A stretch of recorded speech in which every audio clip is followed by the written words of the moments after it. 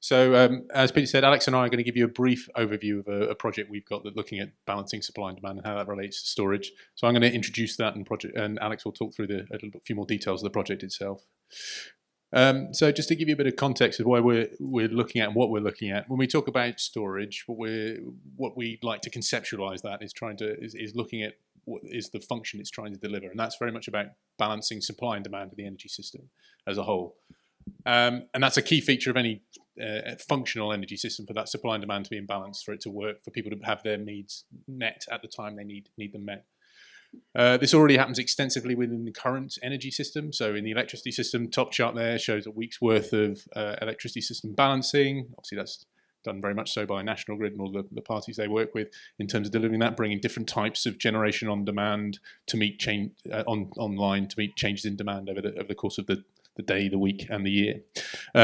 Another chart here and below looks at the gas system, and this is how gas is very much a variation, again, in supply, but the use of storage, both within the network itself, but also dedicated storage and use of imports and export variations to meet the changes in variation. This chart's over the course of the year. You can see there's a huge amount of variation, and these are the different types of demand, services, and storage routes. The demands on the gas network, and how the variation in that demand changes over the course of the year. But that's the current system. When we look at it's also important to look at what level of storage and flexibility needs to be provided to deliver supply-demand balance in the future. And in the ETI, we do a lot of work looking at what the future energy system might need to look like, or how it might need to be constructed to deliver changes in demand and also meet climate change targets overall. So we look at how the UK as a whole can meet its 80% in greenhouse gas emissions reduction, taking into account it's got to meet service demands in everything from buildings, in terms of heating, in terms of transport, and all the different ways in all the different available resources, be they renewable or other types of resources that can be made use of to meet that. And the way the different types of energy system you can have a huge impact over what level of storage are needed. And these are two sets of examples of how just the level of storage would need to change over the course of from 2010, sort of historic data, through to 2050. At a high level, the amount of storage that would need to vary for two different potential future energy systems. And you can see there's a big difference there. And the big difference in these cases is just the availability of one single technology. In this option, it's the lowest cost system a lot of our modeling predicts would be available if everything was available, all technologies. If you just take away CCS as an option, as a technology option, this is the change it places on the requirement for storage over the course of that 40-year period. So there's a big difference there, just to make up of one particular type of generation asset. And there's also influences in terms of factors of variation in what the choices are made in the transport sector, in the heat sector, in industry, in terms of how you tackle those sorts of factors can all have an impact. But even between these two different charts, there are two different sets of results. You can see the big change from 2010 to 2050, even in the lower storage cases, an order of magnitude more storage needed in the future than is needed now in terms of new types of storage over and above the storage that's already currently used today. Just to very briefly touch on the fact that within different energy networks, there are different capacities to deliver energy storage. So in the electricity system, there's obviously a need to be in real-time balanced. Costs of electricity storage solutions are generally quite expensive. There's quite a lot of potential within gas, potential future hydrogen networks, and also heat system to provide a level of storage to help meet balanced supply and demand. This is some data over the course of a single day. It's a particularly extreme day. It was a peak day in 2010, the coldest winter we'd had for quite some time. And you can see some of the changes in demand over the course of that day. 1 hour, a change of over 130 gigawatts of gas supply to thing, which is a huge amount of responsiveness that system's providing to help balance supply and demand. Half an hour later, it drops off again 120 gigawatts. So that's a big change, big thing to factor in. But it is also an opportunity to make use of that alongside other storage solutions, other supply and demand solutions to help meet those challenges. And it's obviously not just about storage. Some of the other potential flexibility options that sort of work alongside and in comparison alongside storage as potential solutions. You've got the ability to use gas and hydrogen fueling plants to meet peak requirements. The ability to use heat storage in homes. I think we've talked about a few of those things. today. Gas potentially could be used as a backup solution for electrified heating if it's used in those. And the use of controlled charging of electric vehicles. Again, we touched on some of those areas today with some of the very interesting talks from the students today. So in terms of looking at how all of these fit together, it's a lot of variety of factors that influence what the overall best solution could be. And in answering that, how do we answer some of these questions around, so how much storage do we ultimately need? Or which parts of the system should it be deployed? Whereabouts? What level of the network? If it's electricity storage, we're looking at where geographically across the country should it be deployed. How are you meeting? How does the supply and demand variation across the country influence where you should deploy storage? And what type of energy storage do you need? Is it electricity storage? Even within electricity storage, what type of electricity storage do you need? What sort of characteristics do you need performance-wise to meet needs? And then once it's on the system and you actually want to make use of it, how does the fact that it's trying to vary, you're varying the use of it, you're buying electricity, selling electricity, or whatever model you choose to use, how do you actually most effectively operate that storage to meet the supply and demand? And Alex is going to explain the answers to all of those questions just now. Thank you. Well, I've got a bit more clicking in my half of this. Okay, so essentially, I'm going to talk through a project that we've got on at the ETI at the moment called the Storage and Flexibility Project. And so in order to answer the questions that we've just put up there on the screen, we have to have the approach that takes both a techno-economic assessment and a whole system energy view. The analysis has to be temporal and it has to be spatial, and it has to have the ability to represent different levels of the network, examine a range of different technologies, and it needs to explore a range of services that those storage technologies can provide. So the project's split into two sections really.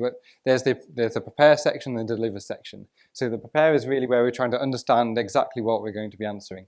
So we need to map the energy storage technologies against the vectors that they operate within. So the energy vectors being electricity, heat, hydrogen, and gas, and also the map those technologies against the services that they can provide within those vectors.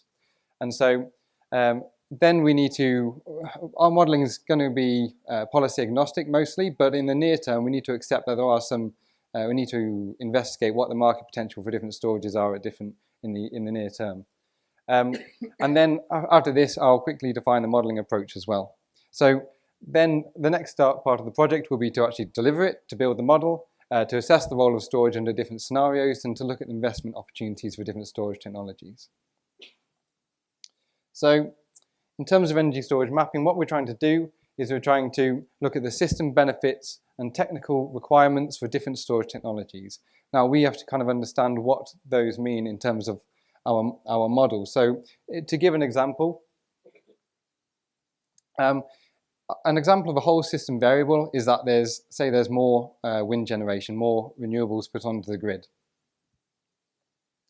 So inherently within that, there's going to be some kind of forecast errors, and when those errors happen, you need to have a backup storage to actually meet that energy demand. And so that is a technical requirement that is actually required to keep our energy system going, and we need that storage, we need that potential to meet that demand right there. And so, for example, one service would be reserve replacement. And storage and flexible technologies can meet that. Now, when putting those renewables onto the grid, I'm sure a lot of you will know that some of the times wind is curtailed, and so the system benefit would be taking advantage of that curtailed energy and actually like generating some kind of money from that. And so that is a system benefit that storage and flexible technologies can provide. So in summary, the technical requirements are the must-haves and the benefits are the nice-to-haves. So the first set of mapping was the vector mapping. So we have system benefits and we have system requirements, and which ones operate within which vector. And so we can see that the electricity vector has the most system requirements because it's the most complex to deal with. But then there's also plenty of system benefits that operate across all of the vectors. So just to take an example, seasonal storage is appropriate for each vector, whereas obviously we've got the enhanced frequency response and the black starts in the electricity sector.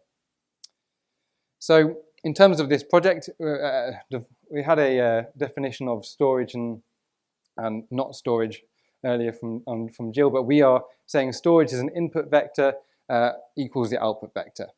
And conversion is where the input vector does not equal the output vector, as simple as that. And so in this part of the project, we define the technology characteristics and map these against the benefits that they can technically achieve, and on which timescales as well. So, for example, flywheels can meet all of the services apart from reserve replacement. So this is a very kind of high-level overview of the market, the near-term market potential work that we did.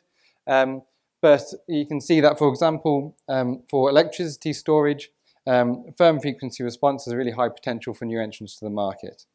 The capacity market itself has got some potential, but there's also some drawbacks, such as penalties that can be imposed onto the storage provider if they don't meet the length of time that they've been commissioned to do. And black start, is very much dominated by incumbents in there already, so there's not much opportunity for new electricity storage in that market. And so quickly covering heat and gas. Heat and gas, most of the incentives in the near term for these two vectors, well, gas covers hydrogen and natural gas, are very much secondary benefits. So you've got in terms of heat, you've got inherent heat storage within heat networks, but you wouldn't say that heat storage itself is the reason that those heat networks are being implemented. Similarly with the gas, you've got the economics of new build are challenging in the near term, but you have got inherent gas storage within the gas network and line packing and things like that. So in terms of how our model is structured, there's three modules to our model. A network input model, which essentially uses archetypal networks and functions that represent the steady state analysis of archetypal networks and some functions that represent the reinforcement costs for those networks for given peak power demands on those networks. And then you've got the long-term module. So now the long-term module is primarily based upon the ETI's energy systems modeling environment, which is a very much a low temporal granularity, but it has a regional split throughout the UK, and it makes the kind of the big decisions, the capacity investment decisions, leading us to 2050. I mean, ideally, you'd want to run a very short timescale through to 2050, but it'd be a really huge model.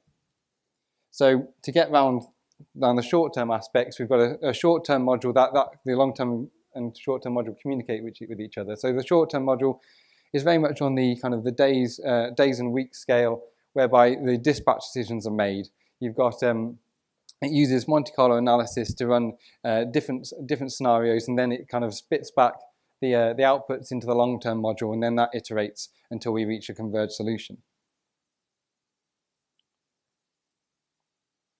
So the next steps in this project, we've done the prepare bit. We're now onto the deliver bit.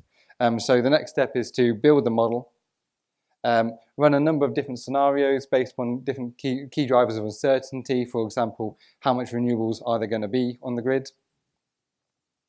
And run case studies with specific storage technologies to find out what is the investment opportunity for these, what are the pinch points, and what are the hurdles that we have to overcome to make these storage technologies investable. And so, to conclude, there's a clear need for storage, but with a wide range of questions that need answered.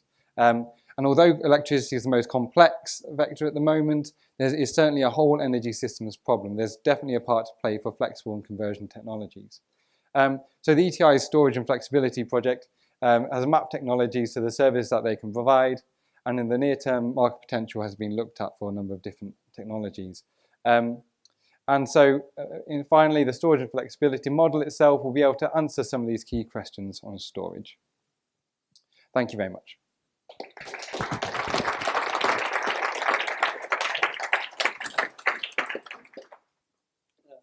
We've got a few minutes for questions, so please feel free.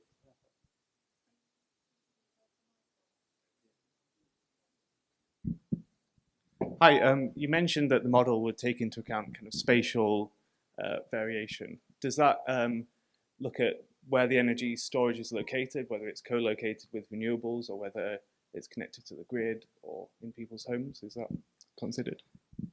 Yeah, well, with the long-term module that we showed there is based upon ESME, and ESME is split up into 12 primary regions, not including the offshore regions. So at a basic level, it's going to be looking at where in the country the storage is going to be located, but also then looking at the kind of whether it's distribution or transmission. So whether it's going to specifically say right next to the renewable, the offshore wind farm, I don't think it's going to be able to do that. So, but in terms of region, in terms of how to design the network around which this storage is based, around which this storage is going to be put into, then it can do that.